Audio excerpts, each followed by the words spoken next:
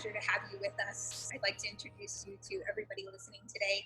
You're Claudia Richards, and you are with the Precinct 2 Prosperity Program, and that is specifically, I'm going to let you introduce exactly what that program is, but you are the program director for the initiative, and I just want to welcome you. I've been specifically excited about being able to talk to you today because I get kind of geeked out when I get to talk about economic development. And so I think that's primarily going to be our focus today. But I want to give you a little bit of time right now to talk about exactly what the Precinct 2 Prosperity Program is about and kind of how you came into working with that program. Hi, Teresa. As you said, I am the program director for Precinct 2 Prosperity Program, and our mission is to legalize the sale of all alcoholic beverages in Precinct 2 of Kerr County. The reason for doing so is because the sales tax revenue that will be provided from the sale of alcoholic beverages is astronomical in comparison to any other sales tax revenue. So that's our mission. I moved to Center Point. I thought I would be here briefly about 6 months because the river is absolutely beautiful, and someone approached me and asked if I would take on this task. So that's how I got started in this project. So what has always interested me about this particular part of Precinct 2 and this particular initiative is that it's one of those old laws, right, that's been around forever. One of those things you hear about where you think, how is it still around? Why is it still around? Why are we still dealing with it? This is something that this precinct and commissioners have really been trying to work through for a period of time. And, we haven't ever really been able to, well, not really, we haven't been able to get it onto the ballot in order for people to be able to really vote or truly voice their opinion on whether or not this is something that a law that needs to change. And from my perspective, I think this time around, we have a wonderful opportunity or one of the best chances to be able to really get this on the ballot. And again, in my opinion, I think it is due to the affiliates or the group of people that you have put together. It's just an incredible movement and marketing efforts that you put together.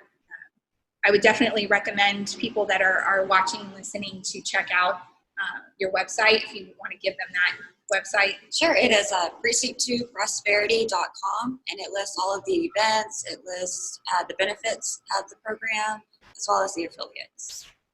And I think the other part of this is that I think in the past, maybe where some of the efforts have failed with the actual petition portion of this is that people haven't maybe understood that when you're signing that petition, it's not about whether you're voting at that time. Absolutely.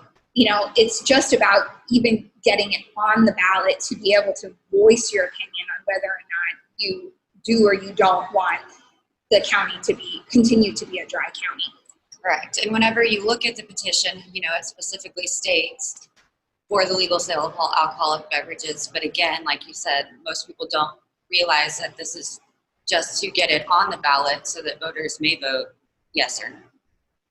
And so the other part of this is that we've worked through this process again several times. And of course, like most businesses and the entire nation, you've come up against some pretty significant obstacles with COVID. So talk a little bit about what you ran into just as this whole petition drive was about to happen. So back to, like you said, as any business, with any effort, I think you learn from past experiences. And I was not here during the previous efforts to try and get this done, but I have learned so much from those who have headed up the petition campaigns prior. And that really gave us a good jump start, we felt like, going into the beginning of the year. So we started planning in November of last year, and we sent out direct mail. Our affiliates sent out direct mail. We had petition signing events. We had really tried to brand and get the name out there so everyone was aware prior to us going to work. We even ordered 20 canvassing vests and had logos put on them. And so when COVID hit, obviously we did not feel safe going door to door. I mean, there was an emergency declaration. Governor Abbott specifically stated to not jeopardize the public. So we felt as a team that it was not in our best interest nor the community's best interest to expose everyone in a door-to-door manner. When that happened, we tried to seek relief locally through the district court and to try and get electronic signatures or digital signatures.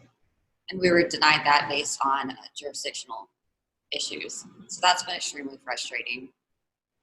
Moving forward, so after that, because there was a timeline and a time period set, we didn't have time to regroup and regain plan for what we were going to do afterwards. So we just kind of hit the ground running with doing the best we can with drive-through events and having petitions available at all of the affiliates, which everyone's been phenomenal in that aspect. And, we have the opportunity to talk almost on a daily basis about a wide variety of things, but, very specifically about this initiative because I live in Center Point too. So Precinct 2 is my home. Right. And it is important to me from an economic standpoint to talk about economic diversity and what this will bring into our community as far as business opportunities. And, hearing about the people that are involved, the communities that are involved, the signatures that are being pulled together based on the different groups in the different communities is just truly exceptional this time around. And again, I really have to give you so much of the credit for that. And, this is a full-time job, and I think it speaks to what I don't believe we've really had in the past as far as a person that's really dedicated to handling all of that, coordinating all of that, and kind of bringing all of those different entities together. So just really amazing work on your part. Thank you. Thank you. And on that note, I think previously, everyone who had done it before also had a separate business that they were running or a separate, again, I was sought out and asked to do this specifically and to get paid to do this specifically. So I think that's been advantageous for the program's effort as well, is to have someone paid for that exact purpose. Well, when you have somebody that can focus on it, right, and have the opportunity to bring all of those people together, it's important. You have all of these people collaborating and want to be able to help, right, but having the person to be able to coordinate all of that is definitely making a difference. The marketing material has definitely has definitely made a significant difference in that. So, and again, I want to go back to the fact that, this initiative, again, like all of the businesses within the community, I love, again, the out of the box thinking and the drive, and it would have just been so easy to give up. It would have just been so easy to say, it's not something we're going to be able to work through. This isn't something, we can't do door to door. We can't, there's so many can'ts involved, and can't is not, I know you, can't is not in your vocabulary. In fact, it goes for both of us. Tell us we can't do something, and it's a motivating factor. Absolutely. Yes. Let me prove it to you that we absolutely can. And, and I was discouraged, and honestly, Teresa, had it just been myself, I may have given that more thought, but again, so many people, businesses, individuals, voters have put in effort and interest, and I feel like they deserve the best shot. So until, I guess, the curtain's drawn, then we're not stopping. So. And when I look at Precinct 2 and I look at the opportunities, again, I look at the restaurants and the businesses that are already there and how much more they can benefit from the sale of alcohol. And, we're not talking about just craft agriculture, which would be breweries and wine trail and all of those things, which are wonderful. But we're talking about the addition to restaurants and the opportunity for Precinct 2 residents to not have to drive such a significant distance to be able to have the same kind of amenities that our other county residents have. You know, Absolutely. we're talking about economic diversity and the fact that, you know, we can build an all arts and culture community that we don't necessarily have right now. Which there is such an opportunity for, like you said, the Precinct 2 is so diverse. Just from the historical aspect where we are now, I believe that in arts and culture, there could be so much involved in something like that. Yeah. So I think that there's maybe been a stigmatism attached to it in the past as well. Have you noticed much opposition in that aspect of it, of people, you know, when you're having people come up to sign the petition? Have you seen that there's a lot of opposition to the actual, I'm going to sign it, but I'm going to vote no? Like maybe Absolutely that kind not. of mentality? Absolutely not. I have personally had one person say that they were not interested because they didn't want it to become another Texas wine trail. A lot of people don't know that wineries can still be built in this area because of the agriculture code. So if someone wanted to build a winery out here, they could. But the hurdle on that is that the wine is supposed to be, I believe it's 75% grown locally.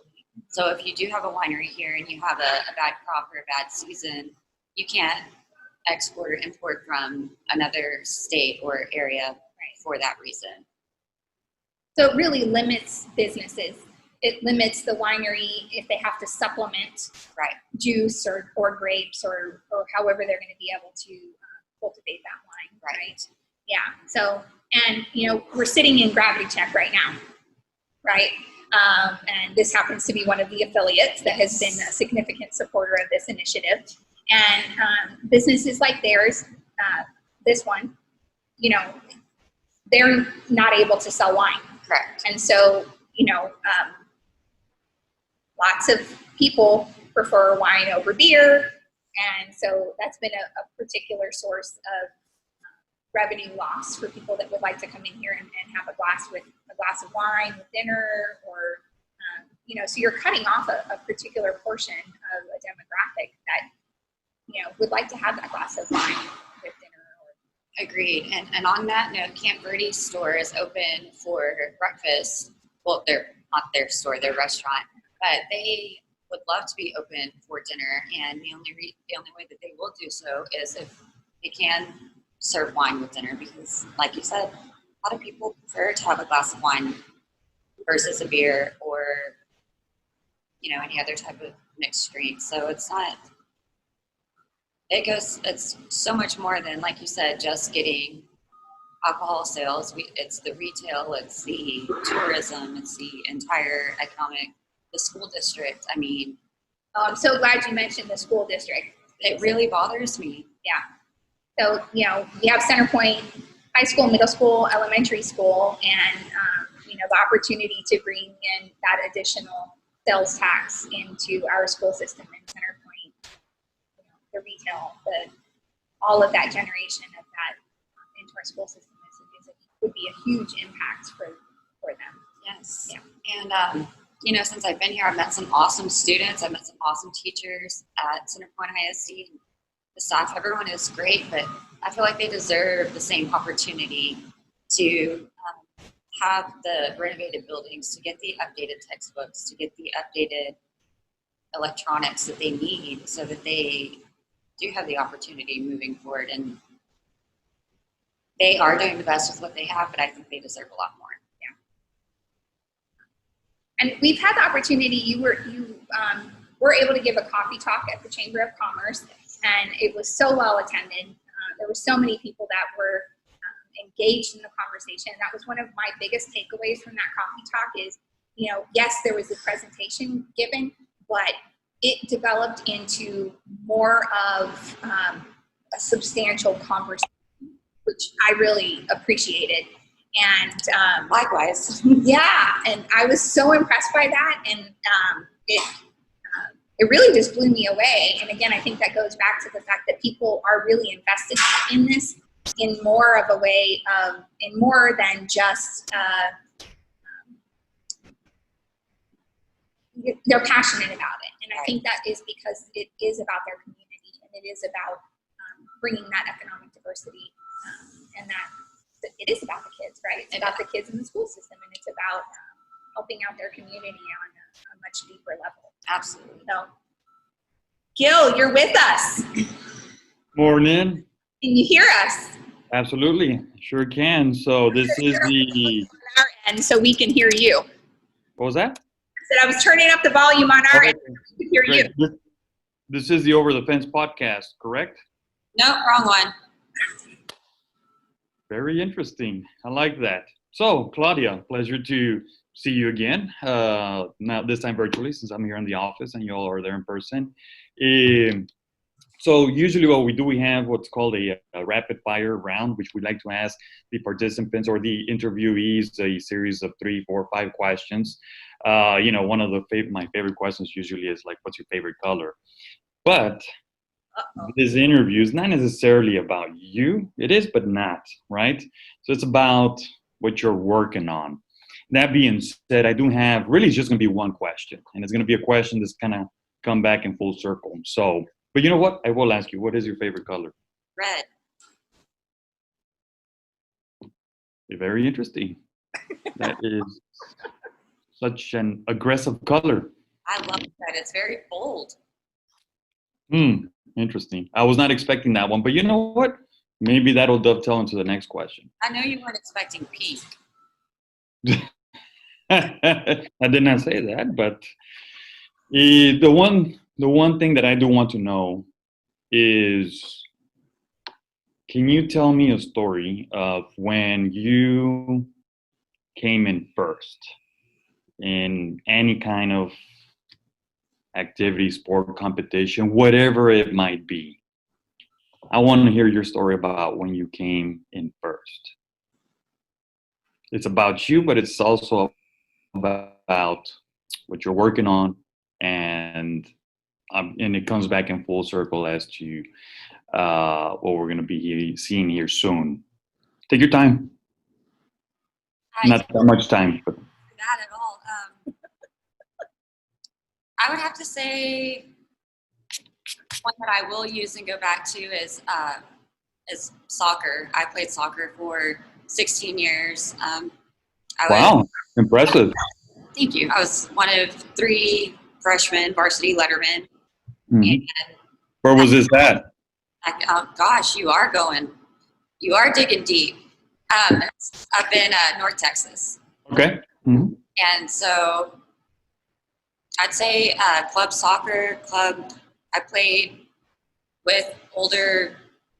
At 11, I was playing with the 15-year-old guys and getting trained as a keeper at their practice. So I feel like I was really given the opportunity then from my coaches to just kind of get pushed out, pushed into the water and sink or swim. Yeah. Do you appreciate that today? Because I'm pretty sure back then it was probably maybe not that much fun. I'm not sure. Oh, it wasn't fun then. I don't know if it's necessarily fun today either, but it is always interesting, always motivating. There are some grievances, and some disturbances that come with that, but it is gratifying to have that mentality and to have people push you and not let you stay stagnant. Yeah. Very well said. So the reason I wanted to ask you is because this is actually a question, and I'm giving away some of my secrets. This is a question, and I've been in hiring committees. I've been on the other end too, right? Interviewing as well. But it's a question that I like to ask for people, especially if I'm a board member, when we're looking for for C-level executives, whether it's an executive director, president, CEO, vice president, CFOs, because that usually, and it's something that'll throw them off, right? They won't be expecting that. So I like to say that for certain individuals, because that tells me whether the person's competitive or not. And, 95% of people in those positions need to have that drive Uh, and I remember in a previous conversation that I had with you, you kind of started talking about what you're doing, so on and so forth. Very structured. You had your goal, you had your objective, and that came across to me as you're a doer, right? So asking this question, I knew was not going to really throw you off because I knew you're going to have an answer for this. And again, this is something that I like to reserve for people in those particular positions. And in your case, you're definitely working on something that is going to help our diversify our local economy, and it's a huge task.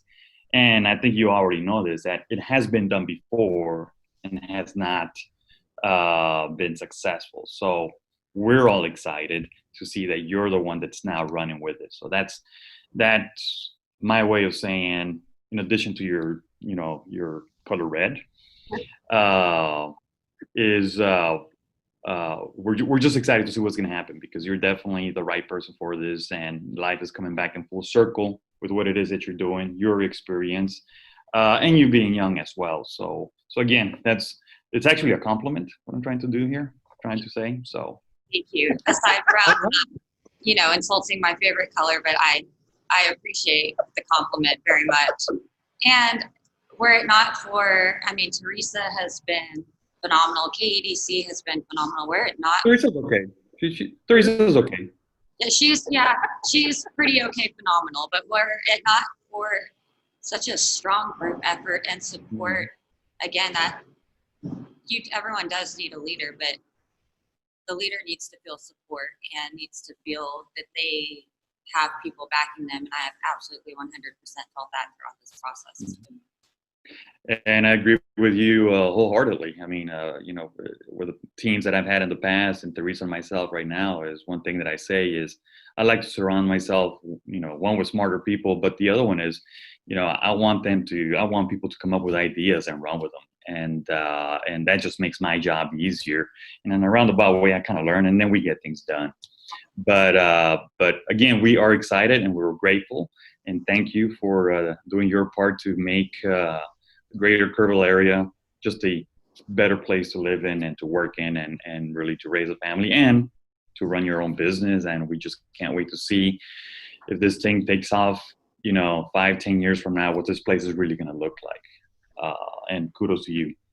So that was it. That was my only question for today, in addition to your choice of color, which was interesting. So with that, I will turn it over back to you, Teresa. Thank you for that question. That was perfectly appropriate, and it did throw me off, but I tried to bounce back, but yes, it did throw me off. I think she handled it well. If she hadn't said that it threw her off, you would never have known. So. Okay, all right. It doesn't matter to me. I just had to ask a question. True. You all have a great day, and I look forward to seeing you soon. Thank you. Thanks, Gil. Thank you. Bye-bye. Bye. Well done. It cracks me up. You survived it. I was not expecting that. It's like, favorite color. Yes, I can do this one. Yeah. So now you get to see why it's such an incredible opportunity to be able to work with Gil. Exactly like you said. Having wonderful leadership is incredible, and I've had just wonderful opportunities to be able to have great ideas and be able to run with them, and it is because of leadership. And so you're a perfect example of that leadership, and having people be able to do what they need to do to be able to get the job done. And I think this time is going to be successful because of that. I do too. Yeah. And kind of taking on something that he said, the opportunities for the startups, the entrepreneurs, the people with amazing ideas that are just waiting for those opportunities to open up, that are here in Precinct 2. That's what makes me excited. That's what. Likewise. Oh my gosh! Anyway, we have these conversations all the time, and I get all excited. I do too. Those days that I get maybe a little bit dismayed, or I come up against an obstacle, that's what regenerates me. Absolutely. And like you said, and like Gil had said, in 5 to 10 years, regardless of if I'm here or no offense if you're here, or, Right. you know, we never know what's going to happen in the future. But to see the opportunities in 10 years and to see what this area is going to look like in 10 years and the people who are able to have that option is a great driving force. Yeah. Well, I think that's a great place for us to end today's discussion. Although I know we could talk endlessly, probably. Probably, yes. I just really, again, want to thank you for everything that you are doing for Precinct 2 specifically, but again, for the rest of Kerr County, because, you know, again, the economic diversity and the sales tax revenue because of this is going to be substantial. And so thank you for all of the countless hours that you are putting into this effort. And for everybody that's listening, again, please check out the website, look at the information that is out there. There's just so many signing events that are there for you to be able to participate in. You know, they're all there accommodating social distancing practices. You know, you don't have to worry about you know, any kind of health concerns. You know, they're taking all the precautions that are necessary. There's also petitions at various businesses, and all of that information is on the website. Yes. Your information, if they have any questions or concerns, your information is also posted there. We'll make sure that gets posted up on the video for people to be able to look for it there as well. So again, I think some of those petitions are at our local businesses here in Centerpoint. Yes. If you want to get those real quickly. We've got them located at Los Dos Amigos, Toucan Gems. Danzenberg Storyville is not open all of the time, but from Thursday or Friday and Saturday throughout the remainder of June, they will be there from allotted hours, and those again are on the website. Also for people who, they're at Toucan Gems, La Tapatia number 2. They're also at the Apothecary Shop, Grape and Grain in town. They're scattered everywhere. We're keeping count on where they are, but we're trying to make them as accessible as possible. Yeah. And as you had said about trying to practice social distancing, and for anyone who has concerns, we will bring the petition to you directly. I will bring it directly. You may reach me on my cell phone. It's 830-777-3881, or call any of the businesses and we will bring it out in the parking lot, whatever makes each party comfortable, and to get this done is what we're working towards. So yeah, and hand sanitizer, face masks, and so if you're not aware, we also have them at our offices, shared offices at the Chamber of Commerce in KEDC. They're right up front, and if you sign there, you get sign with a free complimentary sign and take it with you. Yes, so the pen is awesome. It has a stylus, and I love that pen. Yeah, so you can use it to punch in things and sign with it, and the little stylus part. So yeah, I love them too. So yeah, so lots of different things, lots of different places to sign. And again, thank you for being on, and we really appreciate you. And I look forward to continuing to work with you, even long past this event. But petitions, again, just so everyone else is aware, also, and we have until what date to be able to get this done? August 1st. August 1st. So, all right. Thank you very much for having me, Teresa. It's always a pleasure working with you and seeing you. So likewise. We appreciate it. Have a great day. You too.